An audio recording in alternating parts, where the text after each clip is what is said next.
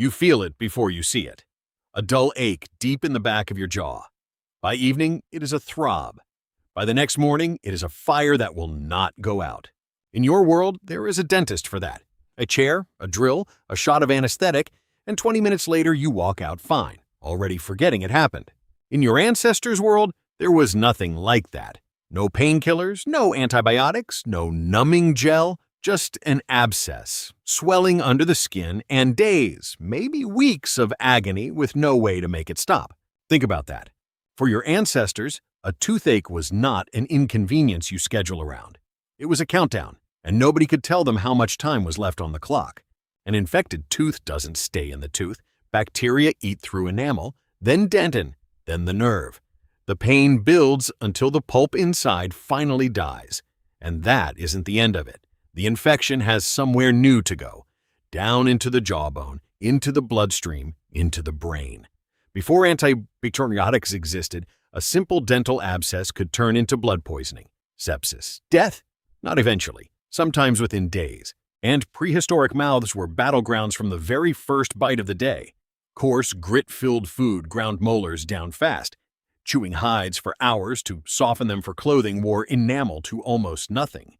Every mouthful of stone-ground grain came with a dusting of literal rock mixed in, invisible, relentless, grinding away at enamel meal after meal for an entire lifetime.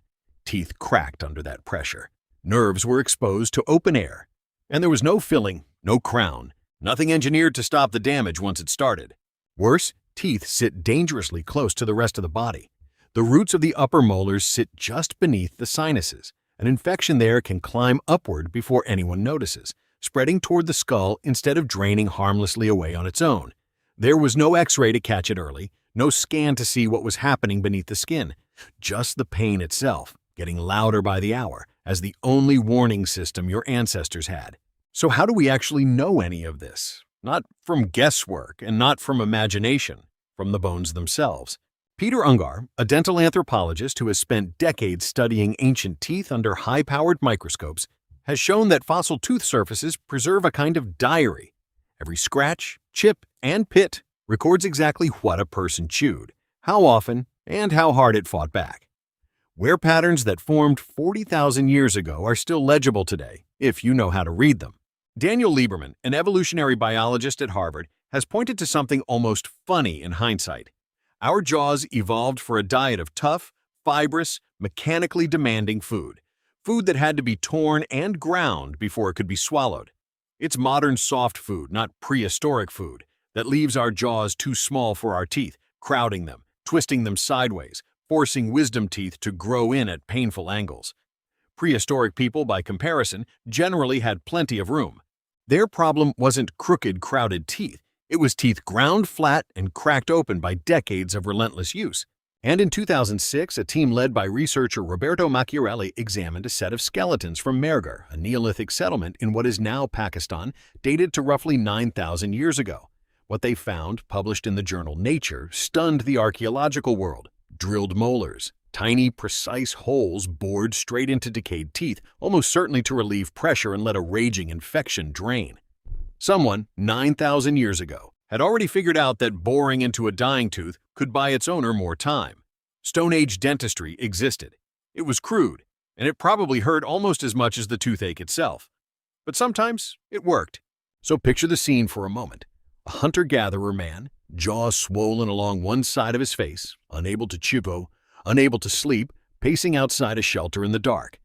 His people don't have antibiotics, but they have plants and generations of trial and error behind them.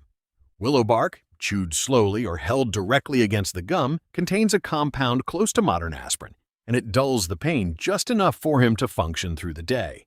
Clove, wherever it grows nearby, numbs a nerve almost on contact.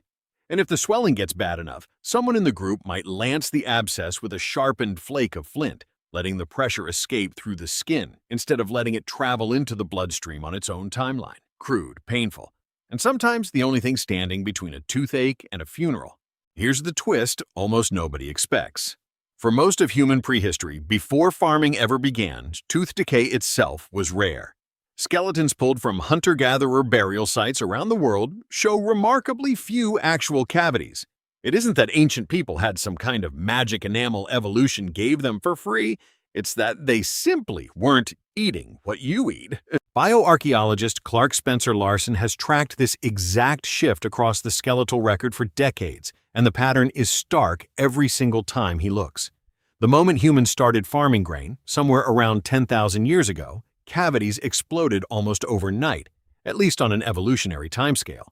Sticky, starchy, sugar-dense food became a permanent fixture of the daily diet, and mouths that had barely known decay for hundreds of thousands of years suddenly couldn't keep up with the bacteria feeding on it. Farming gave humans surplus. It gave us villages, then cities, then civilization itself. It also gave us the modern epidemic of rotten teeth that dentists still spend their careers treating. So the counterintuitive truth is this. For a hunter-gatherer, a toothache was usually the result of trauma or wear, grinding and cracking, not decay. And it was rare compared to what came afterward. Your ancestors from before farming had, on average, healthier enamel than you probably do right now, sitting there listening to this. They just had almost no way to fix anything once something finally went catastrophically wrong. That's the trade humanity quietly made, generation after generation. Fewer cavities, but no dentist waiting down the street. Rare toothaches, but each one a genuine gamble with your life. No exceptions, no safety net. Children paid a price too. Skeletal remains of young hunter-gatherers show abscesses and infections around baby teeth, evidence of pain endured with nothing but time and a caregiver's attention to see them through it. There was no children's dentist, no gentle first checkup, just watching, waiting, and hoping the swelling went down on its own before it traveled somewhere worse.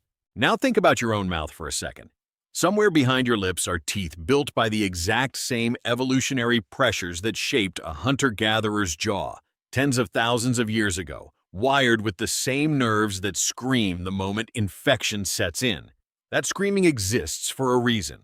For nearly the entire history of your species, it was the only warning your ancestors ever got, the only signal standing between them and something far worse. The dentist's chair you might quietly dread is the exact thing standing between you and what used to kill people slowly and quietly for 100,000 years in the dark, with no one able to help. That whir of the drill isn't torture. It's the ending your ancestors never got the chance to have. So the next time your jaw aches and you book an appointment without a second thought, remember what that same ache used to mean. Somewhere far back down your family line, a version of you felt the exact same throbbing pain in the exact same spot and had nothing to fight it with but a sharpened piece of flint and a strip of bitter bark. You feel it before you see it. A dull ache deep in the back of your jaw. And for the first time in the entire history of your species, that ache is not a death sentence. It is just a Tuesday.